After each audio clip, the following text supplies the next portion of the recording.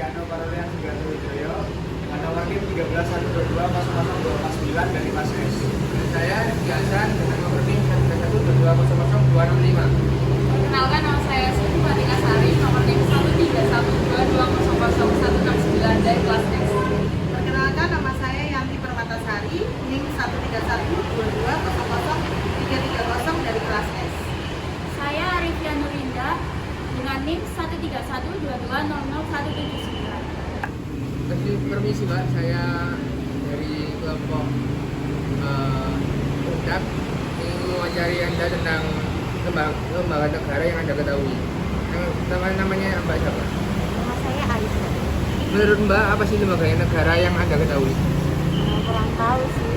Oh, saya jelasin ya Mbak.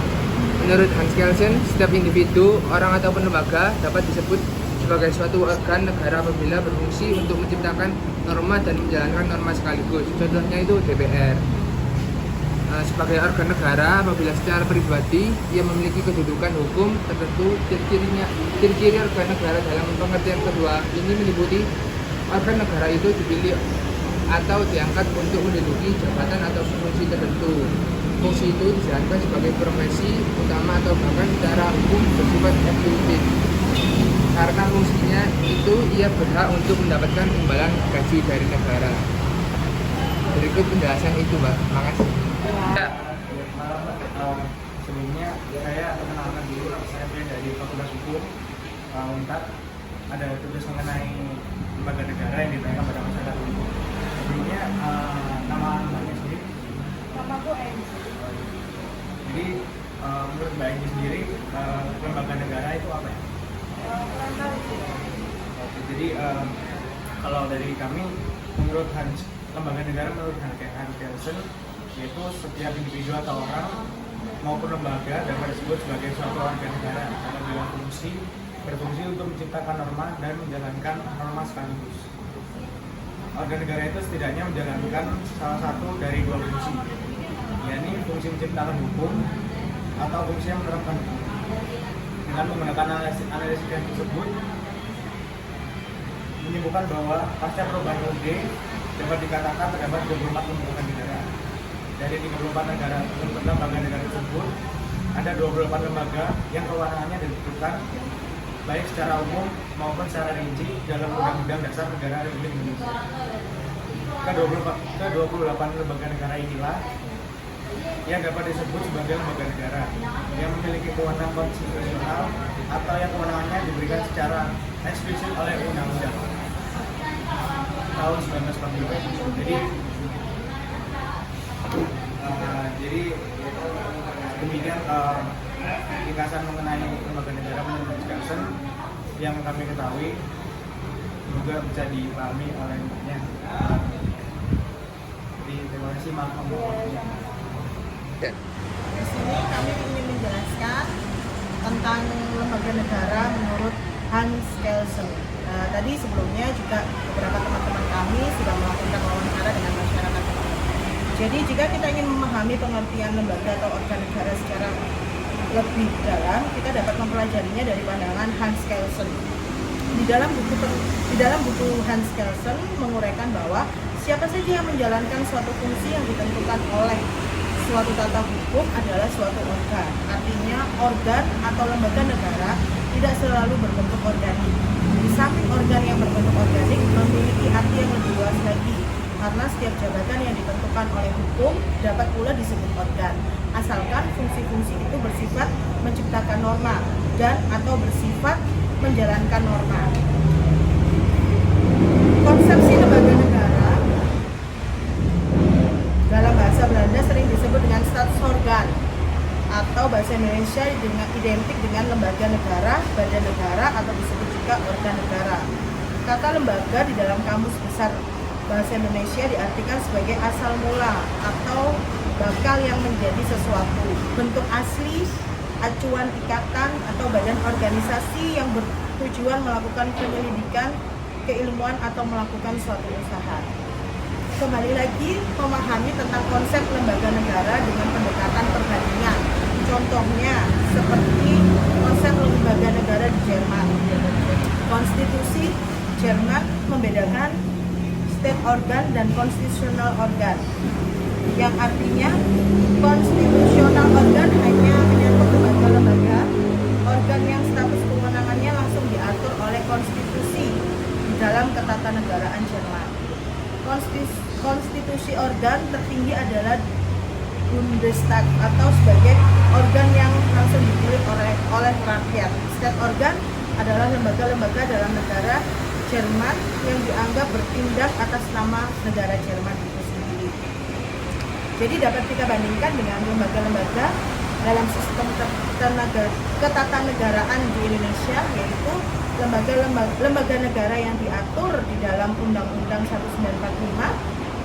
Dalam versi konstitusi Jerman adalah konstitusional organ.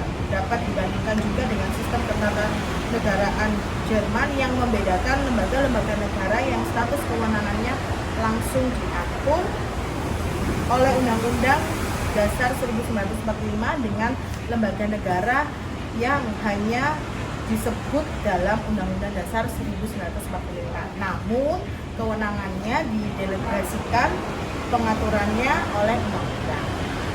Ya, dan berdasarkan hal tersebut, lembaga negara terkadang disebut dengan istilah lembaga pemerintahan, lembaga pemerintahan non-departemen, atau lembaga negara. Di dalam suatu sistem ketatanegaraan, setidaknya terdapat 3 kelompok lembaga negara, yaitu 1. Lembaga negara yang ditentukan oleh Undang-Undang Dasar 1945, 2. Lembaga negara yang ditentukan oleh undang-undang, dan 3. Lembaga negara yang ditentukan dalam keputusan presiden, yang artinya hierarki kedudukannya tentu saja tergantung pada derajat pengaturannya menurut peraturan perundang-undangan yang berlaku. Ya, oleh karena lembaga negara yang diatur dan dibentuk oleh undang-undang merupakan organ konstitusi, sedangkan yang dibentuk berdasarkan UU merupakan organ UU itu sendiri. Dan yang dibentuk karena keputusan presiden tentunya lebih rendah lagi dari tingkatan derajat perlakuan hukum terdapat pejabat yang duduk di dalamnya. Dan sebaliknya, jika lembaga negara dimaksud dibentuk atau diberi kekuasaan berdasarkan peraturan daerah, tentu lebih rendah lagi tingkatannya. Selanjutnya, konstitusional organ. Undang-Undang Dasar 1945 pasca perubahan keempat dapat dipahami bahwa konsepsi lembaga negara sebagai jabatan, organ, institusi, lembaga, ataupun badan yang termasuk ke dalam lingkup pengertian organisasi kenegaraan dalam arti luas. Adanya organ-organ negara itu berdampingan secara sinergis dengan fungsional. Dan di dalam Undang-Undang 1945 mengatur tentang ketentuan. Terdapat lebih dari 35 subjek jabatan atau subjek hukum kelembagaan yang dapat dikaitkan dengan pengertian lembaga atau organ negara dalam arti luas, yaitu 1. Presiden, 2. Wakil Presiden, 3. Dewan Pertimbangan Presiden, dan lain sebagainya.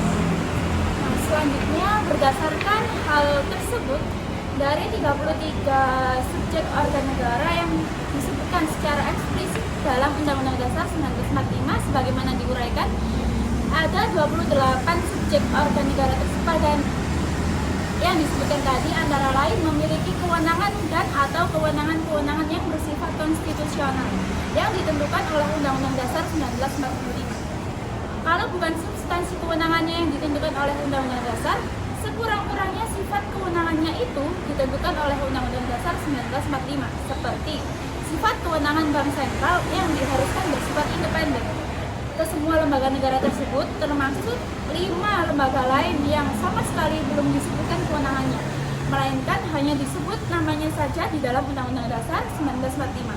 Dapat dinamakan sebagai lembaga konstitusional menurut Undang-Undang Dasar 1945. Ada pula lembaga-lembaga negara yang dibentuk atau berdasarkan undang-undang, namun sesuai dengan prinsip negara hukum menurut ketentuan pasal 1 ayat 3 dan dalam rangka pasal 24 ayat 3 Undang-Undang Dasar 1945 mengenai badan-badan lain yang fungsinya berkaitan dengan kekuasaan kehakiman diatur dalam undang-undang. Harus pula dicatat adanya lembaga-lembaga negara lainnya yang juga memiliki constitutional importance sebagai lembaga-lembaga negara penegak hukum. Dengan kata lain, di samping adanya lembaga negara yang bersifat konstitusional langsung atau direksi konstitusional, ada pula lembaga negara yang bersifat konstitusional secara tidak langsung atau indirectly konstitusional.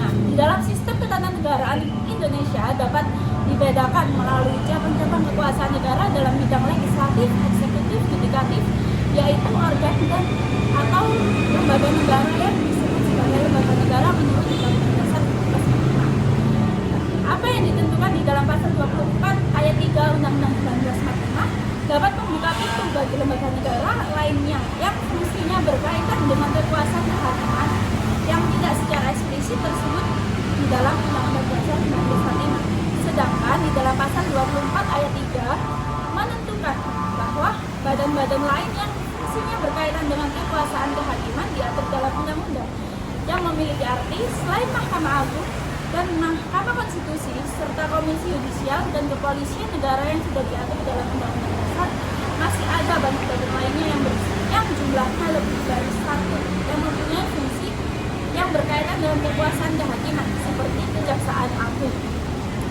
Lalu selain Kejaksaan Agung, masih ada lagi lembaga lain yang fungsinya juga berkaitan dengan kekuasaan kehakiman, antara lain Komnas HAM, KPK, dan sebagainya.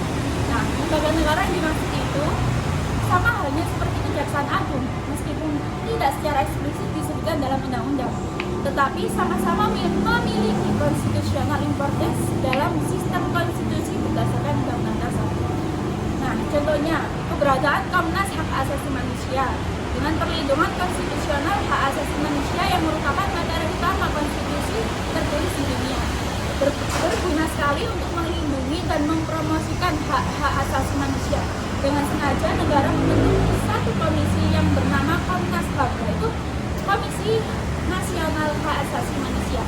Dengan kata lain, keberadaan lembaga negara bersama Komnas Hak Asasi Manusia itu sendiri sangat penting bagi negara demokrasi konstitusional. Oleh karenanya, meskipun pengaturan dan pembentukannya hanya didasari pada Undang-Undang Dasar, tidak ditentukan sendiri dalam Undang-Undang Dasar, tetapi keberadaannya sebagai lembaga negara mempunyai apa yang disebut sebagai constitutional importance yang sama dengan lembaga-lembaga negara lainnya yang disebutkan sebagai implisit dalam Undang-Undang Dasar 1945.